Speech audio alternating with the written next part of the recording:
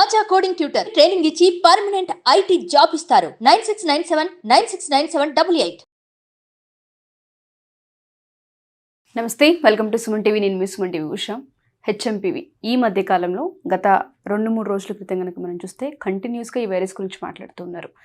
China దేశానికి సంబంధించి ఈ వ్యాధితో ఎక్కువ మంది బాధపడుతున్న వాళ్ళ సంఖ్య పెరుగుతుందని చెప్తూ ఉన్నారు. సో మనం కనుక ఇవాళ చూస్తే బెంగళూరులో 8 నెలల పాపకు సంబంధించి కూడా దీన్ని ఐడెంటిఫై చేశారన్న వార్త వెలుగులోకి వచ్చింది. సో మనతో పాటు పీడియాట్రిషియన్ వాజిద్ అక్రమ్ గారు ఉన్నారంటే దీని సిమ్టమ్స్ ఏంటి, ఏ విధంగా ఐడెంటిఫై చేయాలి, ఇది ప్రాణాంతకమా, ఎటువంటి సజెషన్స్ తీసుకోవాల్సిన అవసరం ఉందో ఆయన మాటలను విందాం. నమస్తే వాజిద్ అక్రమ్ గారు. కోవిడ్-19 కరోనా నుంచి ఈ మధ్య కాలంలోనే జనాలంతా బయటపడి మళ్ళీ కొంచెం బిజినెస్ వైపు ఆర్థికంగా పుంజుకునే అవకాశాలు కనిపిస్తున్నాయి. అండ్ అప్పుడు చాలా మంది ప్రాణాలను కోల్పోయిన వాళ్ళు ఉన్నారు, ఆర్థిక నష్టాలను చూసిన వాళ్ళు ఉన్నారు. మళ్ళీ సడన్గా ఇప్పుడు హెచ్ఎంపీవీ అన్న వైరస్ చాలా ఎక్కువగా మనం వింటున్నాం. ఇది చిన్న పిల్లలకి, వృద్ధులకి ఎక్కువ ఎఫెక్ట్ అవుతుంది. సో యాజ్ ఏ పీడియాట్రిషియన్గా మీరు ఒకవేళ ఈ కేసెస్కి సంబంధించి మీరు కనుక స్టడీ చేస్తుంటే ఇది ఏ విధంగా దీని ఇంపాక్ట్ ఉండే అవకాశం ఉంటుంది అంటారు? జాగ్రత్తలు ఏ విధంగా తీసుకోవాలి? సడన్లీ ఇప్పుడు కొత్తగా మనకి ఎలాగైతే న్యూస్లో వస్తుందో దట్ చైనాలో మళ్ళీ ఒక పాండమిక్ రాబోతుంది అన్నట్టు న్యూస్లో ఏదైతే హల్చల్ నడుస్తుందో హ్యూమన్ మెటానిమో వైరస్ గురించి, టు అండర్స్టాండ్ అసలు ఈ వైరస్ ఏంటి, దీనివల్ల ప్రాబ్లం అయ్యేది ఏంటి అని మాట్లాడుకుంటే first just like corona virus లాగా కరోనా వైరస్ కూడా కొత్తగా ఏం రాలేదు, ఎప్పటి నుంచో ఉన్న వైరస్. సిమిలర్లీ ఇది హెచ్ఎంపీవీ కూడా it was first discovered in 2000s, early 2001 అని అంటారు ఫస్ట్ డిస్కవర్ చేసింది. ఇది ఒక కొత్తగా పుట్టించుకున్న వైరస్ ఏం కాదు, it's a different variety of respiratory syncytial virus, RSV virus అంటారు. సో ఈ ఆర్ఎస్వి ఇన్ఫెక్షన్స్ జనరల్లీ పిల్లల్లో చాలా కామన్, ఎస్పెషల్లీ 1 year లోపు పిల్లలకి. దాంతో ఆర్ఎస్వి ఇన్ఫెక్షన్స్తో దాని సివియారిటీ జస్ట్ జలుబు, దగ్గు, ఫీవర్ దగ్గర నుంచి న్యూమోనియా వరకు ఉంటుంది. సో బాగా న్యూమోనియా అయ్యి శ్వాసలో ఇబ్బంది పడి డొక్కలు ఎగరేయడము, ఆక్సిజన్ అవసరం పడడము, ఇట్లాంటి సివియర్ ఫార్మ్స్ అయ్యి హాస్పిటల్ అడ్మిట్ అయిన పిల్లలు కూడా చాలామంది ఉంటారు. ఇప్పుడున్న టెక్నాలజీకి, ఇప్పుడున్న ట్రీట్మెంట్ ప్రోటోకాల్స్కి it can be easily managed. Same అదే ప్రజాతికి చెందిన వైరసే కాబట్టి ట్రీట్మెంట్ లైన్ సేమ్, ప్రజెంటేషన్ కూడా సేమ్. జలుబు, దగ్గు, ఫీవర్తో స్టార్ట్ అయ్యి రేర్ కేసెస్లో బాగా ఇమ్యూనిటీ తక్కువ ఉన్న పిల్లలు, లేకపోతే తల్లిపాలు లేని పిల్లలు, లేకపోతే వృద్ధుల్లో ఎక్కువ ఇమ్యూనిటీ లేక షుగర్, బీపీతో సఫర్ అవుతున్నారు, ఒబేసిటీతో సఫర్ అవుతున్నారు, ఎవరికైతే ఇమ్యూనిటీ తక్కువ ఉందో, ఎవరైతే యాంటీ క్యాన్సర్ డ్రగ్స్ పైన ఉన్నారో, లివర్ ట్రాన్స్ప్లాంట్ అని, కిడ్నీ ట్రాన్స్ప్లాంట్ అని, ఇలాంటి మందులతో డైలీ బేసిస్లో ఉన్న పేషెంట్స్ డెఫినెట్లీ రిస్క్ ఫ్యాక్టర్. వాళ్ళు they might end up sowing pneumonia, శ్వాసలో ఇబ్బంది పడ్డము. సో ఈ spectrum of people definitely problem. In general the entire population కాదు. మనకి ఇప్పుడు కొత్తగా ఎందుకు అనిపిస్తుంది అంటే మెయిన్గా ఇది పాస్ట్ 4-5 yearsలో కోవిడ్-19 వల్ల మనకి ఏదైతే లైఫ్ స్టైల్ ఏదైతే అలవాటైందో పాస్ట్ 5 years, ఒక half decade, social isolation, masks, distancing, sanitizer, వీటి వల్ల ఏమైందంటే ఈ సిగ్నిఫికెంట్ 3-4 yearsలో మేము ప్రాక్టీస్ చేయడంలో కూడా మేము ఫీల్ అయిన చేంజ్ ఏంటంటే ఐసీయూ అడ్మిషన్స్ చాలా తగ్గాయి పిల్లల్లో. స్పెషల్లీ రెస్పిరేటరీ సిన్సిషియల్ వైరసెస్ ఏదైతే ఊపిరితిత్తులకు సంబంధించి అయ్యే వైరల్ ప్రాబ్లమ్స్ వల్ల బ్రాంక్యులైటిస్ అని 2 months నుంచి 2 years పిల్లలకి బాగా కామన్గా వస్తుంది. వెంటిలేటర్స్ పైన పెట్టడము, ఇట్లాంటి కేసెస్ ఈ గత హాఫ్ డికేడ్లో సిగ్నిఫికెంట్లీ తగ్గాయి. అసలు చాలా హాస్పిటల్స్లో ఈ వింటర్ సీజన్ వచ్చింది, రైనీ సీజన్ ఎండ్ నుంచి హాస్పిటల్స్ అంతా కిక్కిరిసిపోతాయి, బాగా ఫుల్ నడుస్తాయి, కానీ గత హాఫ్ డికేడ్లో లేవు. సో దానికి రీజన్ ఈ లైఫ్ స్టైల్ చేంజ్ సడన్గా కోవిడ్-19 వల్ల.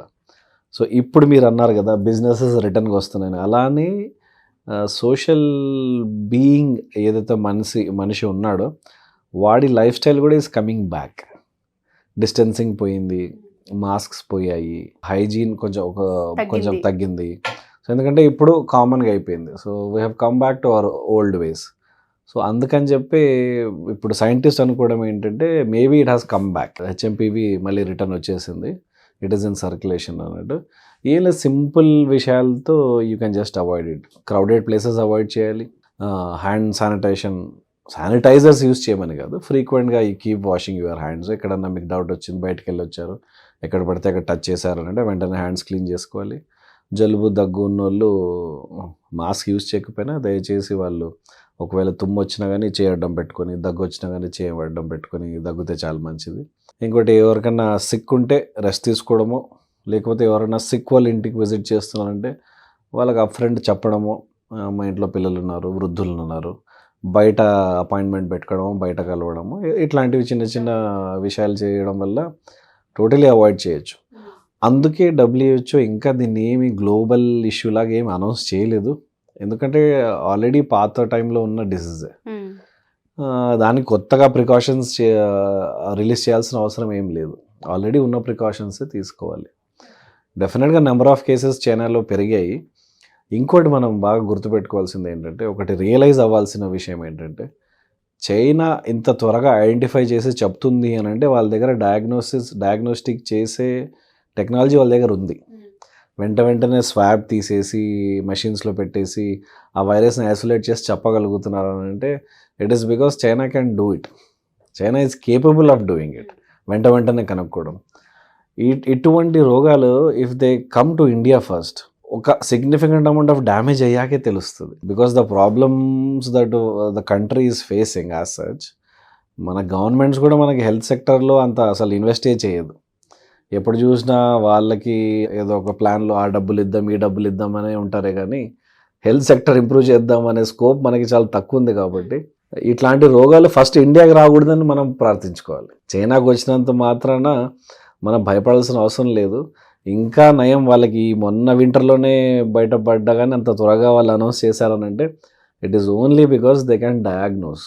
వాళ్ళకి దే హ్యావ్ అంత స్కోప్ ఉంది. వాళ్ళు రాత్రికి రాత్రే హాస్పిటల్ కూడా కట్టగలరు. అంత టెక్నాలజీ, అంత విల్ పవర్ డెఫినెట్లీ ఉంది. అంటే వాళ్ళు మనకన్నా బెటర్ అని అనట్లేదు, గవర్నమెంట్ అంత ఎఫిషియెంట్ ఉంది అక్కడ.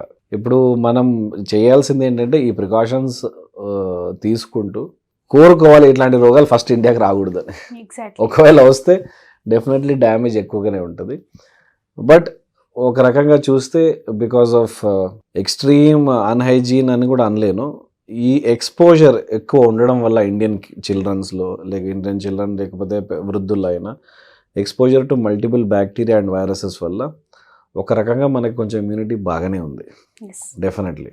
సో ఇన్ దట్ కేస్ అందుకనే మనకి వరల్డ్తో కంపేర్ చేస్తే ఇంత పాపులేషన్ ఉన్నా కానీ India definitely had less mortality పోయిన కోవిడ్లో.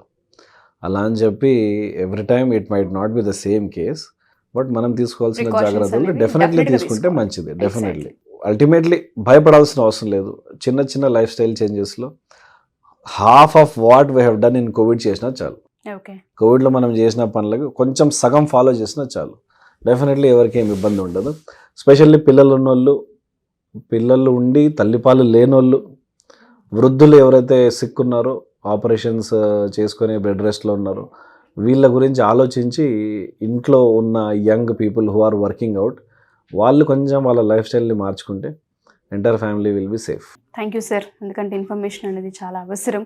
అందరూ పానిక్ సిచ్యుయేషన్లోనే ఉంటారు తప్ప ప్రికాషన్ ఏంటి అన్న దానిపైన ఆలోచించరు. కొన్ని ప్రికాషన్స్ మనం సేఫ్ అవ్వడానికి ఉపయోగపడుతూ ఉంటుంటాయి. టైం తీసుకుని దాని నుంచి ఎక్స్ప్లెయిన్ చేసినందుకు thank you sir. Thank you so much.